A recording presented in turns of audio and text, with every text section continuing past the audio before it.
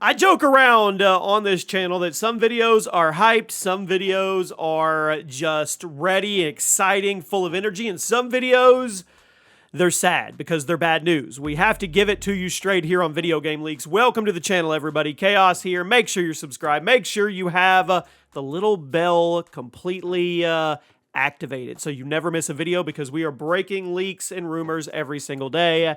Today, KOTOR friends, I need to hold your hand. Now, Knights of the Old Republic is one of the most beloved Star Wars games of all time. It's also one of the best sci-fi RPGs ever made. That's big. Developed by BioWare long before Mass Effect was ever even a thought, KOTOR took place long before the movies and showed us what the galaxy was like when the Sith had a much heavier presence in intergalactic affairs. Now, the original game dropped in 2003. Then it got a sequel in 2004. It was ramping up, right? There was even going to be a third game, but it was canceled before it got too far into development. In September of 2021, it was announced that Aspyr was working on a full-on remake of the original game that would be timed as a PS5 exclusive before launching on the PC and possibly the X. It would bring back many of the original voice actors, tried to make it as authentic as possible, but certain gameplay elements would be changed in order to make the game feel more modern, but there would also be a number of new story elements added to the mix in order to tie in aspects of KOTOR 2, as well as some brand new material to tie the game into the current Star Wars canon. However, things got a little crazy a few weeks ago when it was reported by Bloomberg themselves that the game had been internally delayed from its original 2022 window to as far back as 2025.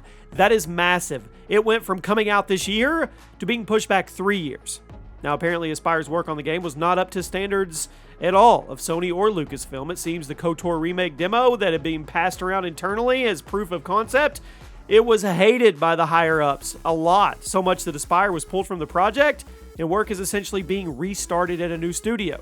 Now, according to inside sources, the game was handed off to Saber Interactive, a studio best known for the porting of the Master Chief Collection to the PC, but also recently the Evil Dead video game, which is honestly pretty underrated. So, both Aspyr and Saber are owned by Embracer Group, so apparently this was a pretty easy move sideways for the publisher, but whenever a game starts over development, you're in for a wait. Like I said, the original release date for the KOTOR remake was an unspecified date this year, but following the news that broke of the internal issues, it suggested another 2 to 3 years have been added to development. Now, according to industry insider Jason Schreier, who was also the original person to break the story for Bloomberg, the game is coming in 2025 at the earliest. On August 19th, he tweeted out that expecting the game to release in 2024 was wishful thinking unless they pared down the scope of the project, which, come on, that's not going to happen. KOTOR was a huge game on its own, but its legacy means that people expect a quality product worth the original's legacy.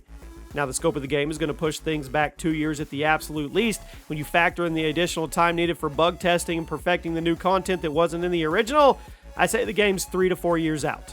I'm sorry if you were hoping the delay was going to add 12 to 18 months to development. Disney and Sony aren't letting this game out the door until it's absolutely ready. We're in for a long wait, my friends. I'll see you soon.